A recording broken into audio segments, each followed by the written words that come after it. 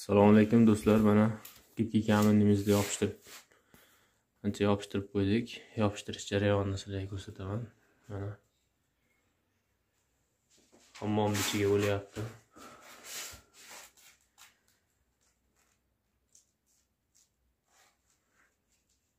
Yopishtirish jarayoni.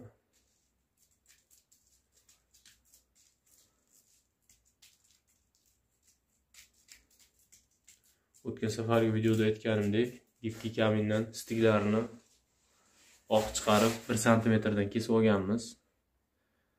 Qanday ko'rinar ekan deb. Mana shunday yopishtiriladi stiga.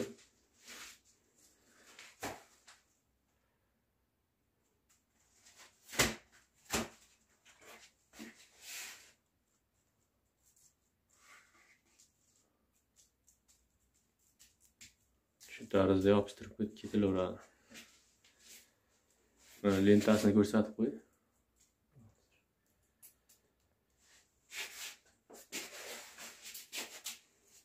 Mana stiklarga mana shu holatda kesib olganmiz ipki kamindan. Erinmasdan. To'g'ri jicha vaqt oladi, lekin chiroyli, idealni chiqyapti. Zo'r chiqyapti. Xudo xolasa.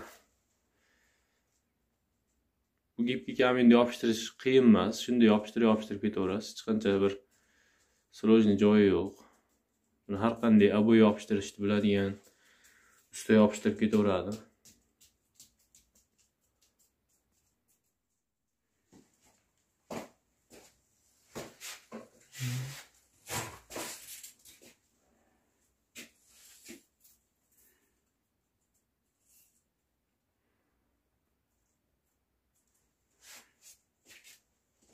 Hammomga yopishtirish ishlari ketyapti mana.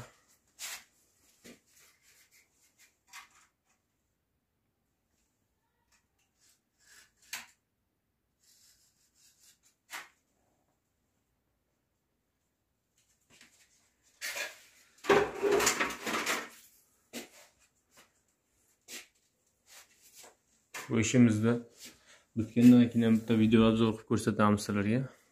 Bitgan jarayonni. Xudo xolasa. O'zlaringiz fikrlaringizni kommentariyada bildirib qoldiringlar. Like bosib qo'llab-quvvatlanglar. Kanalga obuna bo'lishni unutmanglar. Biz bundan da yangiliklar chiqarishdan to'xtamaymiz.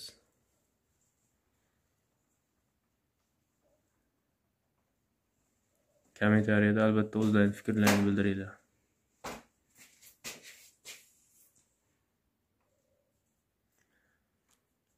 Xudo xolasa keyingi videomiz bitgan holatini obzor qilib ko'rsatamiz. E'tiborlaringiz uchun rahmat.